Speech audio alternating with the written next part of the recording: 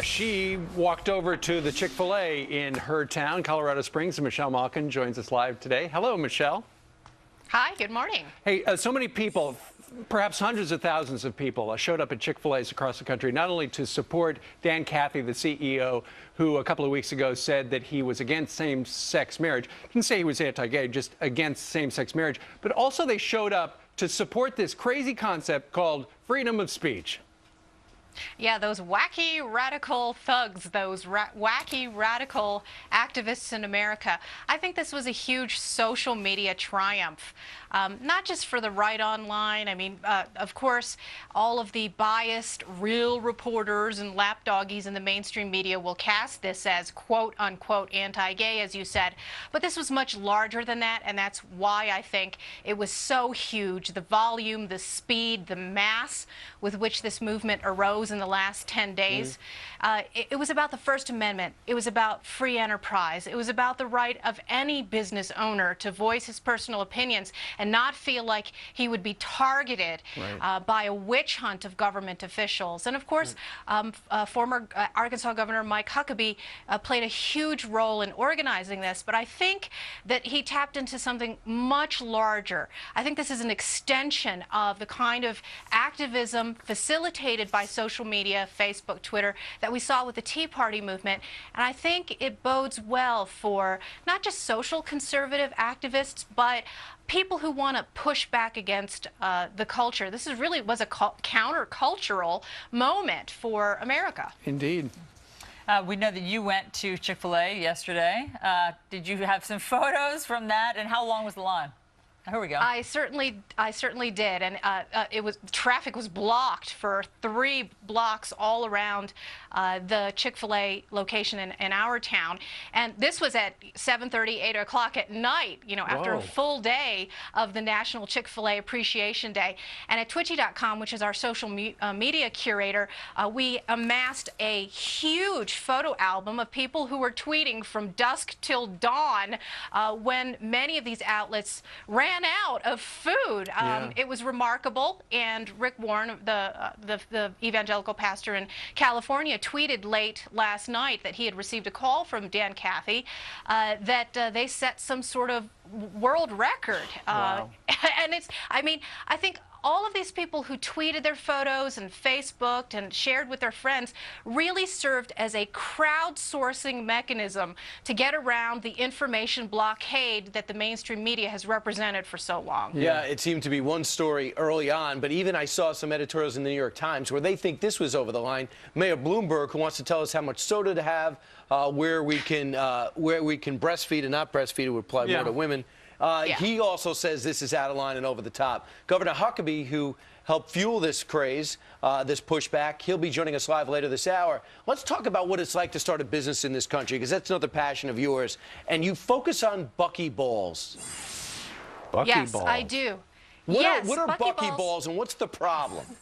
You know, for the geeks among us, and I am a self-confessed geek, buckyballs are very famous. These are an adult desktop toy, a bunch of magnets, tiny magnets that you can put together and form into cubes or all sorts of creative things. And this company has been around for 3 years. They're based in New York. They're very popular, innovative. They've helped spur a lot of entrepreneurship and ideas and creativity. And so what does the federal government come along and do?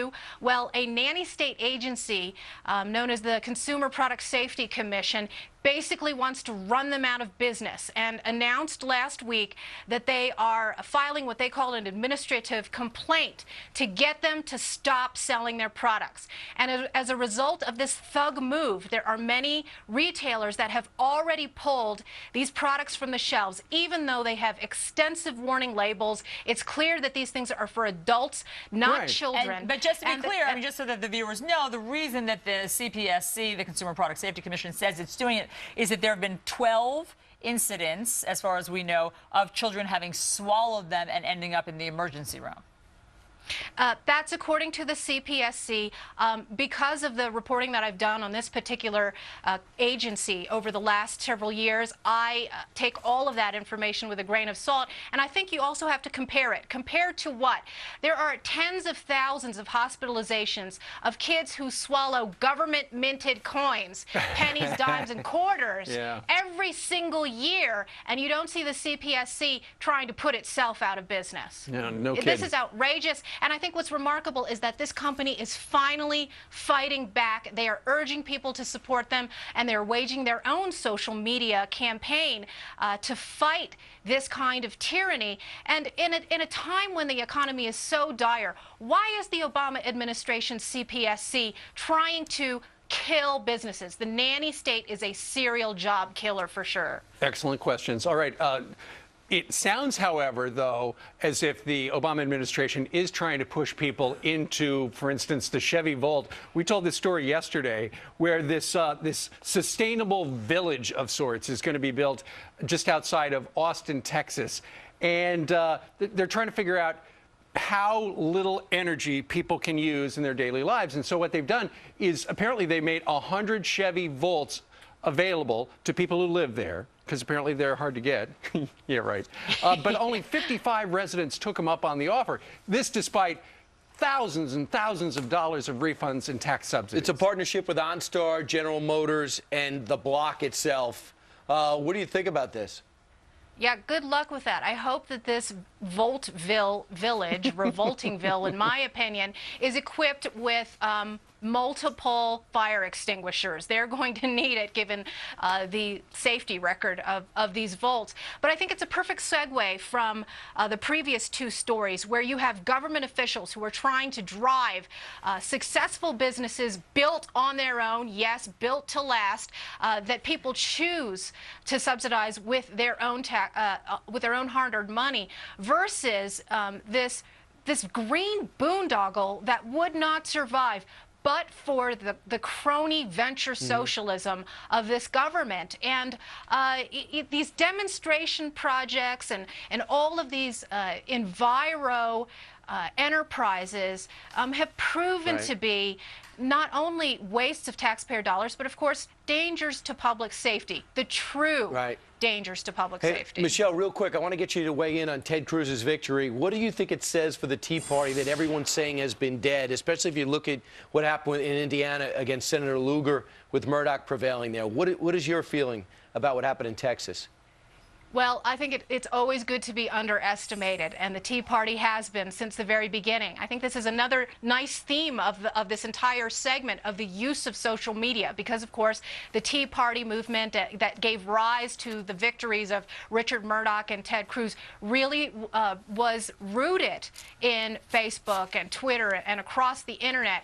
The right, I think, is ascendant in that ideological battle space, and I think it bodes very well for limited government conservatives and constitutionalists who've been sick of both parties, and that definitely has been an underestimated and underplayed theme by the clueless mainstream media over the last 3 years. And the mainstream media over the last year has said repeatedly, Tea Party dead, but Texas proves that ain't the case. All right. I like how dead looks. Michelle Malkin joined us live from Colorado Springs. By the way, what'd you have at Chick-fil-A yesterday? You bet. What'd you have yesterday? I think she's done. I think they've turned off the sound. Listen, yeah. I think or she's just fixing her hair. She is done with you. Yeah. I mean, we could have asked that. She would have answered. Not with you, Steve. She's just about fed up.